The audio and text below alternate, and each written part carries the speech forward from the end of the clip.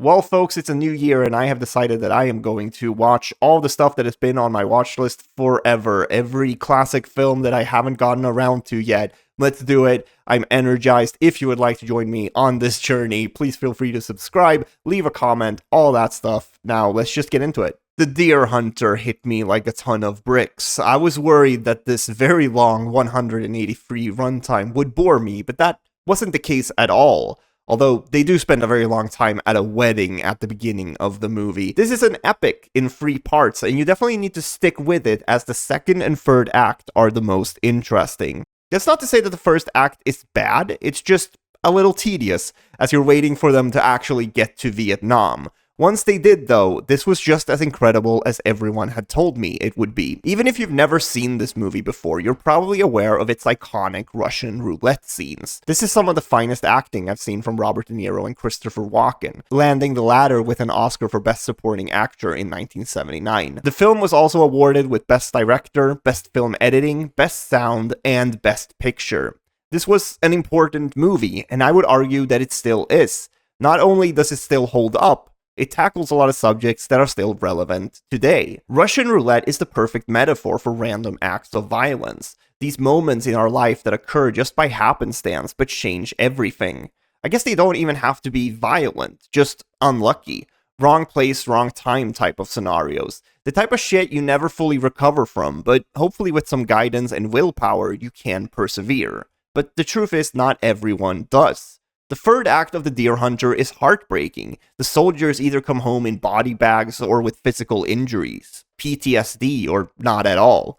God Bless America reads the tagline on Letterboxd, and my god, did I mention that the subject matter still feels relevant today. I wish it didn't, but here we are. The world is currently tumultuous, to say the least, so even though it is a bit morbid, it does help to know that people have dealt with similar things in the past. I just wish we didn't have to relearn these lessons every 20 years or so. As you can probably tell, this movie did have an emotional impact on me, and every time that happens, I want to talk about it, even if it already is one of the most acclaimed films in the world. My main worry when watching classic films like this is that they'll waste my time. It's very easy for me to stick with the movies I know I'll like, the horror, thriller, and exploitation films I usually talk about on this channel, so if you're like me in that regard, I want to assure you that The Deer Hunter does have excellent moments of tension. Even if you end up hating the rest of it, you'll be on the edge of your seat during the second act. Also, I'm sorry if this is fucked up, but there's something so special about watching these old war movies with explosions like this and knowing that none of it is CGI. It's incredible. Once Upon a Time in the West marks the beginning of my quest to watch all of the Sergio Leone westerns that I haven't gotten around to yet. His name is definitely going to pop up again in these videos, as I had only seen The Good, the Bad, and the Ugly before this week. Like The Deer Hunter, this is another epic with a substantial runtime. This might seem like a strange comparison, but you know when you get out of the tutorial area in a Bethesda game, like Fallout or Skyrim, and you're overwhelmed by the scale of it all? This movie has one of those moments every 10 minutes or so. Honestly, if you want to make a case for why Once Upon a Time in the West is a perfect film, I'd probably mention the film's outdated treatment of women, but other than that, I'd agree with you. Henry Fonda plays an excellent villain who's scary, but also surprisingly funny, and Charles Bronson's portrayal of Harmonica just oozes old school cool. I just wish the main character of Jill had more to do, since she's technically the main character. And Claudia Cardinal is great with what she's given. At some point, the movie just gives up on her having any of her own agency, and I think the story suffers because of it. She also has to endure some pretty horrific behavior from the men that the movie tells us are on her side. It hasn't aged the best, frankly, and that should be expected when you watch older films like this, as they were a product of their time. The overarching plot of this movie is about the building of a train station, which I did not think I would give a shit about when it first got introduced, but honestly, these small town politics were just as interesting as the gunslinging. I enjoyed this movie a lot more than I thought I would. In my mind, it's a step above The Good, the Bad, and the Ugly. I don't know if that's an unpopular opinion, but if it is, please let me know in the comments. I'm excited to check out more of these spaghetti westerns in the future. My boy Dario Argento has a story credit on this one as well, which I thought was interesting. I need to look into how that happened. Spellbound was a bit of a rough watch for me. I'm happy that I can finally cross this one off the list, but it is definitely a lower tier Hitchcock film for me. I'm not going to say that it was a complete waste of my time, but I vastly prefer the film he made after this one, also starring Ingrid Bergman, Notorious. The problem with Spellbound is that a lot of it just isn't very believable, and that's not because of the 1940s special effects. This is a love story where one of the characters has amnesia, and while Gregory Peck and Ingrid Bergman are both very attractive people with chemistry, I just don't buy that they would fall in love when one of them doesn't even know who he is. I frankly found the whole story a little bizarre, as the mystery only progresses when Gregory Peck's character arbitrarily remembers something out of the blue, or when they do these really hokey dream analysis sequences. The dream sequences themselves are really well done, though. There's also a moment of violence that I did not expect for 1945, but other than that, I found my experience to be fairly middling.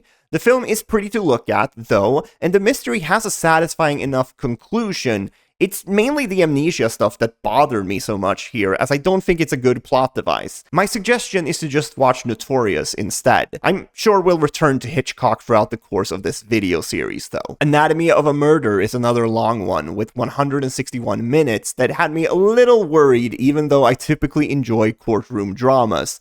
I do like dialogue-heavy movies, though, and this is certainly one of those. While it is dated in certain ways, it mostly stands the test of time due to them taking some pretty big swings for a film released in 1959. They don't write around any unpleasantries here, even though the film deals with sensitive topics. All of that stuff was handled way better than I expected it to be. But I can't say I was fully engaged with this film, though, as I felt like I've seen a lot of better courtroom dramas clearly inspired by this film.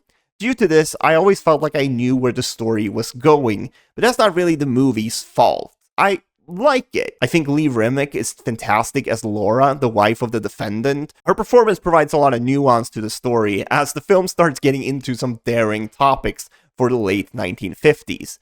I'm glad I saw this one, but I probably won't be doing a rewatch anytime soon. Grizzly Man is one of the most iconic documentaries ever made, but I hadn't seen it until this week. I had heard so much about this movie, but I was still not properly prepared for what was about to unfold. It's horrifyingly beautiful, if that makes any sense. It's one filmmaker taking what was left behind by another and piecing together their story.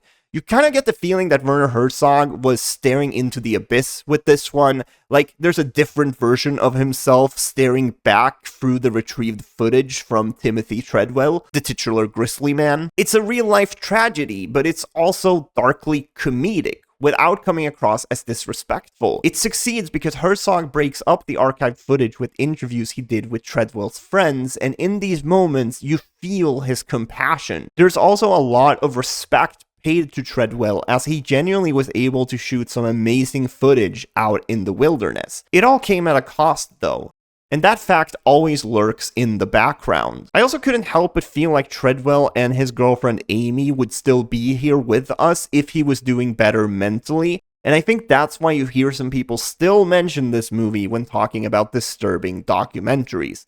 This is, in a lot of ways, a look at someone's mental health declining through their own footage. You get the feeling that it was never actually about the bears for Treadwell. It was about escaping.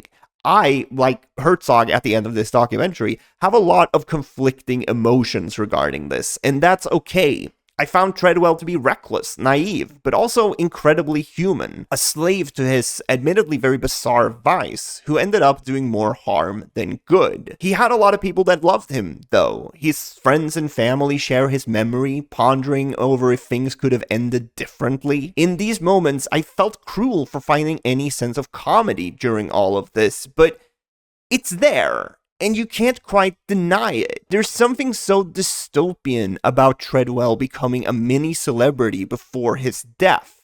It's so American. Is it going to happen that one day we read a news article about you being eaten by one of these bears? No, I love any documentary with interesting characters, and Grizzly Man has lots of them.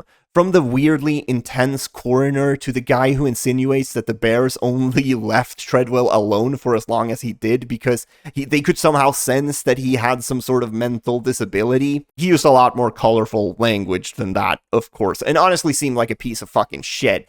And I think that kind of mirrors how I feel about this entire story. Like, yes, Timothy Treadwell put himself and others in danger, but if you come out of this with zero sympathy for his mental struggles, you might just be a bad person. You can hold multiple thoughts in your head at the same time. Not everything has to be black and white, especially not real-world tragedies. Grizzly Man was like nothing I had ever seen before, and I am so happy I could finally cross it off my watch list. Alright, thanks for sticking with me. I am getting over a cold, so that's why I sound like this. Hopefully it wasn't too gross to listen to.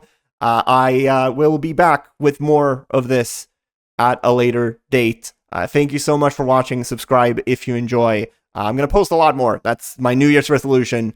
So we are getting through these classic films, and it's going to be good and fun. And I am super excited about this. It's been a little bit since I've been really excited to like post stuff, and as soon as I kind of got this idea, I was very energized, and I hope that shines through. Okay, not gonna waste any more of your time. Leave thoughts in the comments, and I'll talk to you next time. Okay, bye. I'm waving for a really long time.